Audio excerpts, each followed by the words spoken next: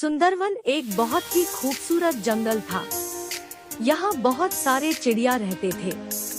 पिंकी चिड़िया भी यही रहती थी। पिंकी चिड़िया का घर एक ट्री पर था।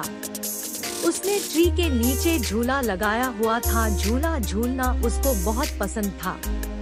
इन दिनों पिंकी चिड़िया के घर एक नन्हा मेहमान आने वाला था और पिंकी चिड़िया बड़ी बेताबी से अपने अंडे से बच्चा निकलने का इंतजार कर रही थी। वह दिन भर इंतजार करती लेकिन उसका वक्त नहीं गुजर रहा था। कब टूटेगा अंडा और इसमें से कब कुकू निकलेगा, मुझसे इंतजार ही नहीं हो रहा। पिंकी चिड़िया की इंतजार की घड़ियां एक दिन खत्म होती है और अंडे में से उसका बेटा कुकू निकल आता है। अपने बेटे कुकू को पिंकी चिड़िया बहुत प्यार से देखती है। खाना खा ले मेरा कुकू बेटा, जल्दी जल्दी से बड़ा हो जा, अभी तुम्हें बहुत अच्छे काम करना है मेरा बेटा। एक कुकू ने मारा छक्का, वो गया बोल ममा ममा देखो मैंने छक्का मारा। कुकू बहुत शैतान होता जा रहा था और दिन भर पिंकी चिड़िया उसके पीछे पीछे भागती रहती थी। बेटा कुकू घर में साइकिल नहीं चलाते, आपको पता भी है ममा मना कर रही हैं, फिर भी ममा की बात नहीं मान रहे। कुकू आराम से साइकिल चलाते हैं, गिर जाओगे चोट लग जाएगी। कुकू ममा की बात मानो। कुकू मेरा बेटा क्या कर रहे हो आप? ममा मैं फ्री फायर गेम खेल रहा हूँ। ममा मुझे गेम खेलना बहुत पसंद है। ममा आपको पता है कि मेरे मोबाइल में बहुत अच्छा गेम है।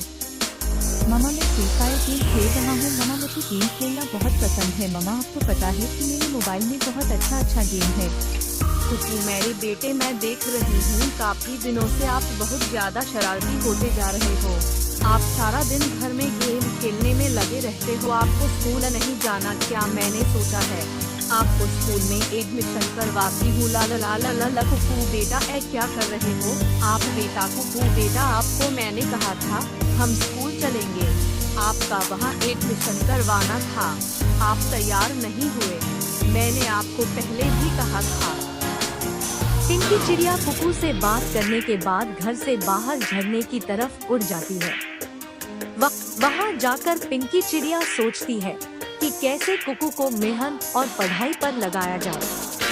अचानक चिड़िया के दिल में ख्याल आता है कि मेरी बात सुनो मेरे प्यारे बेटे, इधर आओ। आज मैं आपको आपकी दादी अम्मा का किस्सा सुनाऊंगा। इस कहानी में आपके लिए सीख है, इससे आप सीखेंगे कि किस तरह मेहनत से कुछ भी हासिल किया जा सकता है। कुकू मेरे बेटे, आपको पता है दादी और अम्मा का किस्सा सुनाने के लिए मैं आपको झूला पर क्यों लेकर आई हूँ? इस ट्री पर हमारा घर और झूला है।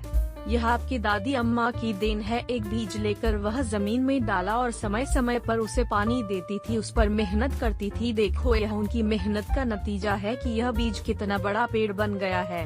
हम इस पर घर बनाकर कितने खुशी से रहते हैं और इस पेड़ पर झूला लगाकर कितना सुकून से रहते हैं। दादी अम्मा अगर उसे दिन मेहनत ना करती तो आज हम इतनी खुशी नहीं होती। डंडा कुकू दादी माँ के किस्से में आपके लिए सीख है, अगर आप भी मेहनत से पढ़ाई करोगे, अच्छे आदमी बनोगे तो आप भी अपनी मम्मा को कुछ कर सकते हो, जिस तरह इस पेड़ की वजह से हम खुश हैं।